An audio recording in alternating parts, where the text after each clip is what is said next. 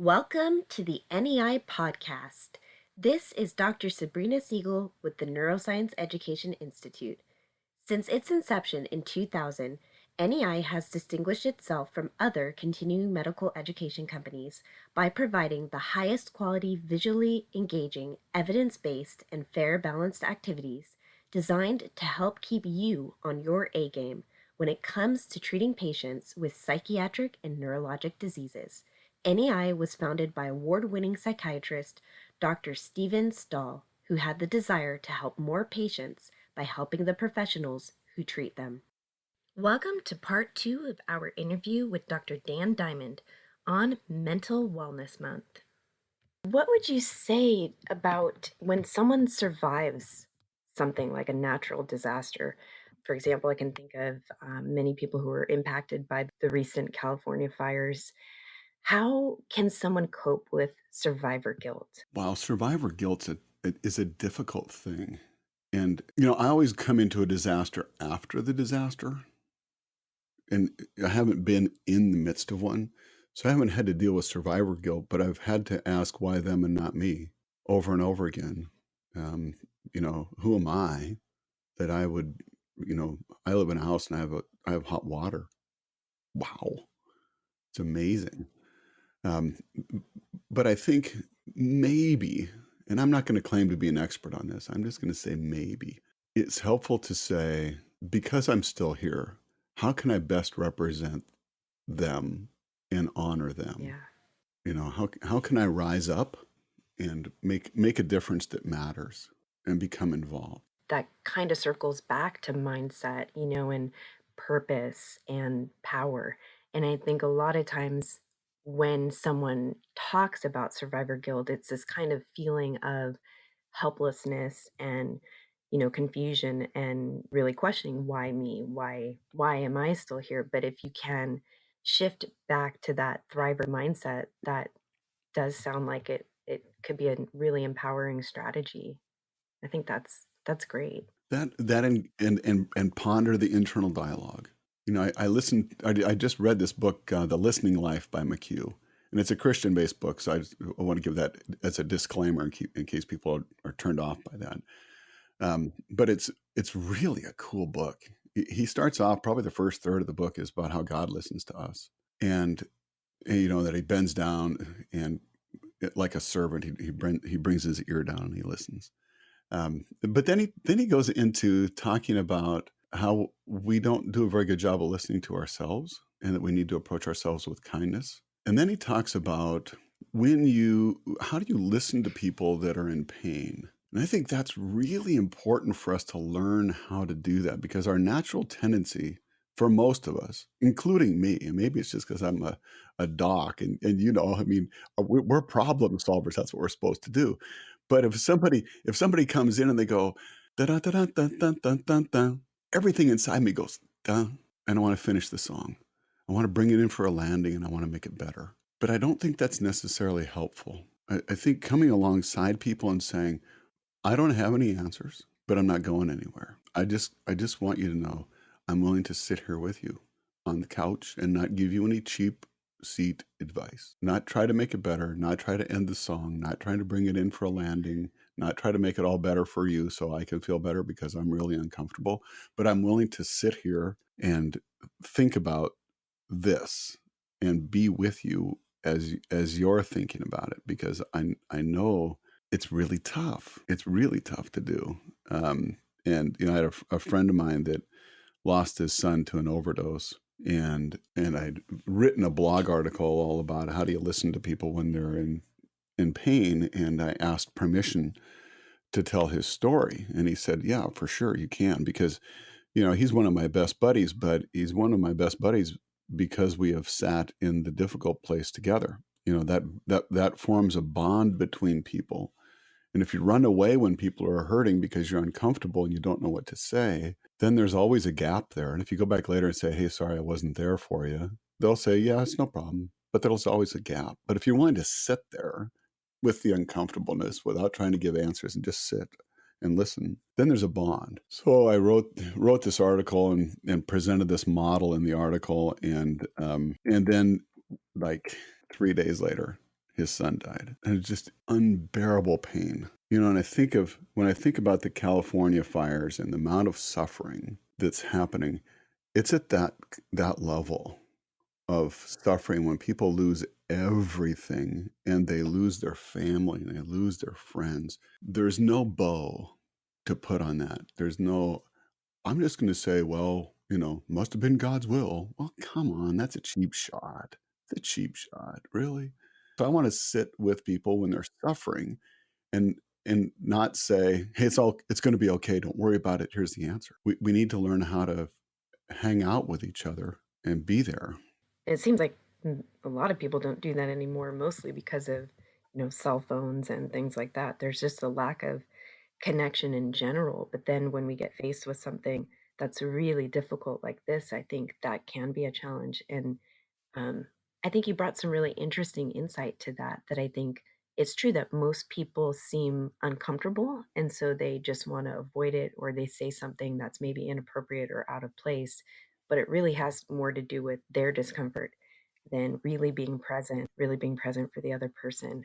Um, and I know you touched on the fires. I wanted to talk about that for a second because in lieu of, these natural disasters or mass casualties, I can't help but think of what Thousand Oaks went through because they had just gone through that the mass shooting, and the names of the victims hadn't even been released yet, and then these wildfires swept through, and many of these people who were already grieving the loss of loved ones then lost everything in terms of their houses. And um, Yeah. I what would you say in situations like that where in a sense I mourn for that community because they didn't have the chance to even grieve before they were hit with something else that was probably just as devastating.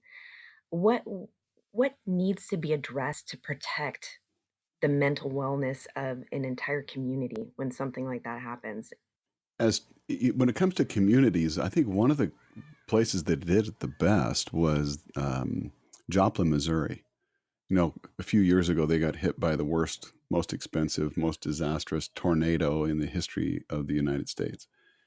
Um, and their hospitals rallied and they formed a group of mental health professionals that went out into the community. And I remember at Katrina, so the second week that I was Yeah. down there, they moved us onto one of the cruise ships, and they took off all the fun stuff. It was just a bed, and then they made the announcement that the captain came on to the to the loudspeaker, and he said, "May I have your attention, please? May I have your attention, please? If anyone is having any problems with mental health, please report to the mental health holding tank in the stern of the ship." And I'm thinking, now, which person in their right mind is going to go to a mental health holding tank? And I think what doesn't work real well is to say, okay, we have all these really cool services. You just need to make an appointment to come and see whatever county mental health, and we'll help you. What they did in Joplin is they went out into the community and they took wagons, and it was really hot and humid then, and people were out trying to, you know, go through their stuff, their blown apart houses, and they made those neck coolers that you put in water, and they put them in coolers full of ice, and the mental health people went out and gave out neck coolers, and they said, hey, my name's Dan, I'm a counselor, and I just thought, dude, you look hot, are you okay? Is there anything I can do to help? um, you know I'll be back by tomorrow. What's been the hardest thing for you so far? And one guy said, well, the really hard thing is because it was my birthday yesterday. So the mental health professional person came back with their wagon the next day with a birthday cake in it. That's cool stuff. That's not report to the stern of the ship for the mental health holding tank. That's going out where the people are. And when these big disasters happen, I think we need to go out to where the people are. And as mental health workers, if I want to put a label on us, I don't, but I don't know how else to say it. But we need to get out of our comfortable routines and spaces and go out and hang out where the people are. and do it with creativity and do it with some fun and with um, and don't take this wrong, but with some humor. Um, we we are. Yeah, I don't know if I dare tell you this, but our mascot for my teams when I take them out is a rubber chicken. And we had this rubber chicken in Katrina. It was really funny because we somebody brought a Bellman stand, and we ended up using that as a wheelchair because it was too big. People couldn't steal it and put it in the helicopters. But we hooked our rubber chicken onto the Bellman stand, and people. It was like the Fiddler on the Roof, where people are carrying their bags and heads down, and they'd walk by and they'd see our chicken, and they go, "That's a rubber chicken." I say, "Yeah, that's a rubber chicken," and, and they said, "Why do you have a rubber chicken?" I said, "Because I wanted to make you laugh." And they laugh and they have fun, and it's just awesome. So it was so cool. Yeah, and it's like, when Soledad O'Brien interviewed me on CNN, and the first several days I was there, I dressed seriously. I had my khaki pants on and, you know, looked official. And then it was really hot, so I zipped my legs off and I had shorts on and I had red Pia Flyer sneakers and pink tie-dye socks. And we're working and having fun, and everybody's cool because we knew each other at that point. So the 82nd Airborne guys that we were working with took me seriously. They knew I knew what I was doing. But then I get this call, Soledad O'Brien wants to interview you, and I forgot to put my legs back on. I thought, well, sure. So I go over to interview her, and she starts laughing hysterically. What's with the shoes? I said, well, I just wanted to bring hope. And if I make people smile in the midst of all this, that's really cool. And she goes, oh, that's awesome. Can we show your shoes on national television? I said, yeah, sure, why not? So in my interview, she zooms down on my shoes. I think we need to bring that type of our humanity with us in these disasters to say, I love you. I'm here with you where you are. I'll do anything I can to encourage you and bring you hope. Not flippantly, not in a way that's offensive, but just to come alongside in a gentle way and say, wow, I can't imagine what it feels like to suffer like you've suffered. But I just want to sit with you and I want to be with you. Cigna just published a report. I don't know if you saw it in 2018 that the 18 to 23-year-old generation is the most lonely generation alive right now. Right. And it's not because of social media, which I was really discouraged by because I thought I understood that. I thought that's what it would be. They said it's because they don't know how to be. They're too busy doing. So we jam their schedules. They jam their schedules from the time they were little. They go to school. They get off. They do dance. They do cheer. They do football. They do whatever, and then they go to bed and they get up and do it the next day. And so they don't know how to just be with people. So I've been doing presentations lately with some organizations. There was a community that I spoke to about 6 weeks ago that had 4 high school, junior high suicides in 14 Wow. months. And so I went to the community and said, I just want to talk about what does it mean to be? What does it mean to belong? It means taking time. It means changing the tempo. I got to slow things down and just hanging out. It means I have to be willing to be uncomfortable, and I'll sit with you, and try to just listen and not try to fix it. Think about how different that would feel when you've lost your home and you've lost a family member. If you had people that just would say, "I care about you." I'll tell you this: the most resilient people on the planet are the Filipinos. I was there for Typhoon Yolanda. We called it Haiyan here, but that's a dumb name. Yolanda's a better name. Um, and so it was peculiar. It was so different than any other disaster because as soon as the wind stops in the Philippines and the storm ends, people go to their neighbors and they say, "Are you okay? Is your family okay? We're cooking some rice. Do you want to come over and we'll figure out whose house we're going to rebuild first?" They're all about we. The focus is not me. The other disasters that I've responded to, the overarching, I don't know, MO is who's going to help me? When is FEMA going to get here? Who's going to help me do this? Like, where's my insurance company? In the Philippines, they're like, "No, it's about we." It doesn't make any difference whose house you want to rebuild first. On my website, I have under videos, I have a video that we shot doing helicopter clinics in the Philippines. So we flew from Tacloban up to the northern part of the island, and you can see how these ships, big container ships, were tossed up on the beach, and not just a couple feet up the beach, but a half mile into the city, and they just squeegeed the homes right off. It's just the devastation is mind blowing, and you see all this stuff and go, well, number one, I don't know how anybody survived, and then number two, this is a way bigger disaster than I thought it was. Just working in my little area in the hospital we were in, it's when you get in a helicopter, you go, oh wow, this is worse than I thought. But then the mayor's office, Mayor Romualdez, just posted a video about, gosh, 2 months ago now. And it's come to Tacloban, the happiest people in the world. And I watched this video and I just cried like a baby because they've rebuilt and it's better than it was before. It's not a little bit better, it's way better. They cut off the bow of the ship and left it in the neighborhood and hauled off the rest of the ship and built around it, but they left the bow as a museum. So, you imagine if there's a bow of a massive ship in your neighborhood, it's like, huh, one of these things just doesn't belong here.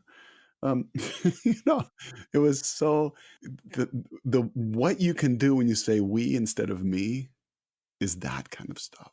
It was it's I would encourage people to look at it. Watch the video on my website, search for the video on Tacloban, the happiest people in the world with Mayor Romualdez. And it's just like, how do we get our head around this? I want to learn from the Filipinos. I have massive respect for how they respond and their resilience. That's so incredible, I think. As we talk about what you were touching on before with the 18 to 23-year-olds and just feeling so overwhelmed with having so much to do, I think that a lot of us in society can relate to that. And as you know, January is Mental Wellness Month. What are some techniques that you could share in terms of protecting our mental wellness, especially during stressful times? We just made it through the holidays. It's typically a very stressful time for most people. And I know that you are a strong advocate of really working hard under pressure and being able to do that with the right strategies and the right mindset. What would you be willing to share with us? Well, we could spend a day. you know, uh, hmm. Well, let me give you. I think about it like if we picture one of those big blue exercise balls and you look at all of the outward pressures that we have. We're too busy. We got physical needs. We're supposed to figure out how we're supposed to do our job. We have to take care of our patients. We got priorities that are all messed up. We have the EMR. We have prior authorizations. Oh my gosh, you have a family? You want to do that too. And you're supposed to exercise. You got to remember that because, we're supposed to know better. Those things squeeze us, and pretty soon the ball gets smaller and smaller and smaller, and then eventually you get to the point where you got to hire somebody like me to pump you back up again. The problem is the ball's hollow and full of air. So if you make it solid ball, it can handle a lot of pressure, a lot more pressure. So at the very depth of it is meaning. Simon Sinek, everybody quotes Simon Sinek because he's right. If you know your why, you can withstand a lot of the what. And Nietzsche said that too. He has some quote that I just came across recently on that. So if we need to ponder, and I think sometimes it's worthwhile taking some time off and saying, so why am I doing this? And do some journaling.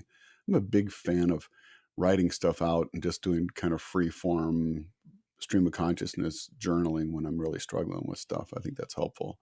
As I work from the center of this ball where meaning is, the next level out is mindset. And we've been talking about that this whole time of I get to choose powerful, powerless, and purpose. Am I going to be a giver or a taker? The next layer out is gratitude. It's so powerful. Um, I I learned this the hard way.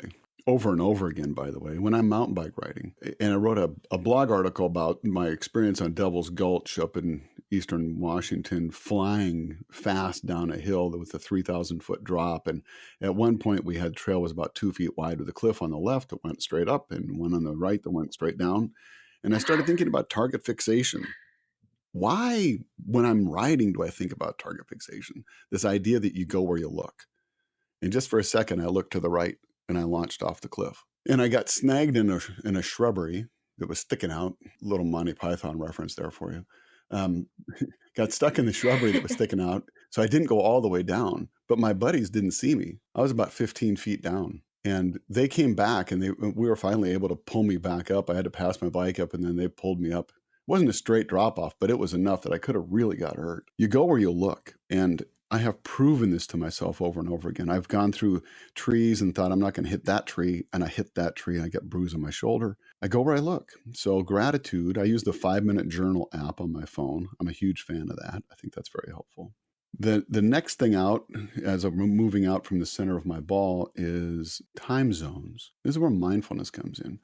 Too often I'm in the wrong time zone. I'm thinking about 3 hours from now. So I'm always chasing 3 hours from now. I got to be in clinic. What am I going to do? Am I get ready? Everything's, all this stuff going on. And then when I'm at clinic, I'm thinking, well, 3 hours, I got to be doing this. I got to have my charts done. And then eventually I got to be home. And then after I get home, I'm always chasing myself. I need to practice mindfulness and come back to the center and be fully present. I've been using the Calm app on my phone for mindfulness and find that to be really helpful. I've also recently started doing yoga and have discovered that my body doesn't bend like that. And I'm working on it. But I find that to be helpful too. But being in the right time zone is helpful. The next layer out is strengths. And I'm a big fan of the Via Character Strengths stuff that's out.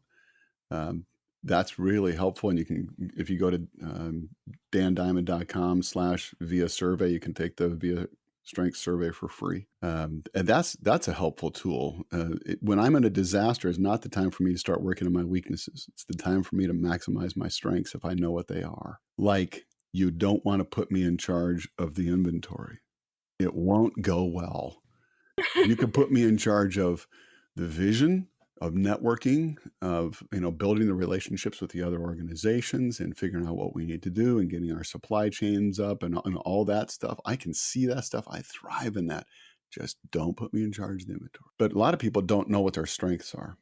Right. The next thing out is team. And we talked about that at the beginning. Rope up.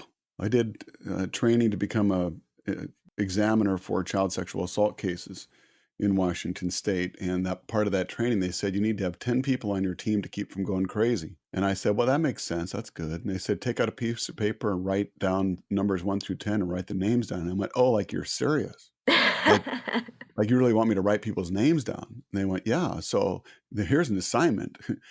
Take a piece of paper, 1 through 10, write the names down. If you don't have 10 names, then you need to go recruit. And just tell people, hey, I'm recruiting people to be on my team. Life is like, walking on a glacier. And because everybody wants that, so people are not going to turn you down. But, and then take that list and tape it to the back of your medicine cabinet. So when you're going through a tough time, you can look at somebody on your list and say, I think it's time for coffee. If you only have 2 people on your list, you're going to burn them out. And by the way, I would encourage you to not put your mom on your list. You have to move beyond just your mom. Amazing to me how many patients I've shared this with. And I say, who's on your team rooting for you? And they go, well, my mom. Yeah, okay. And then who else? Well, it's just my mom. So yeah, okay, come on. And then the last thing is serve. Find a place to serve.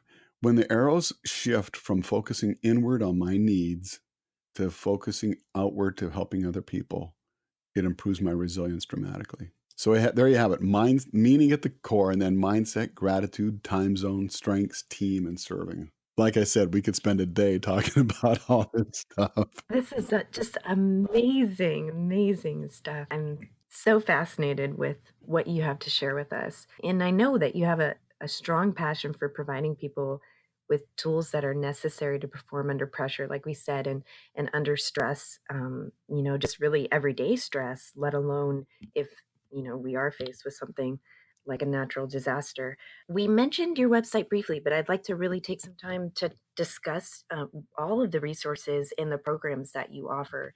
on this website. I believe it is dandiamondmd.com. Is that correct? That's correct. And I will put a link in our show notes to your website. I also want to let our listeners know about your podcast. It is an amazing podcast. I love it. It is called the Trench Tested Leadership Podcast. And if you'd like to just share with us a little bit about, what are some of the topics that you talk about on that podcast, and a little bit more about some of the programs that you offer for people to really help with mindset and really how to learn how to thrive under pressure. Yeah, the podcast has been fun. I've interviewed a bunch of different people from different angles. I'm now getting ready to.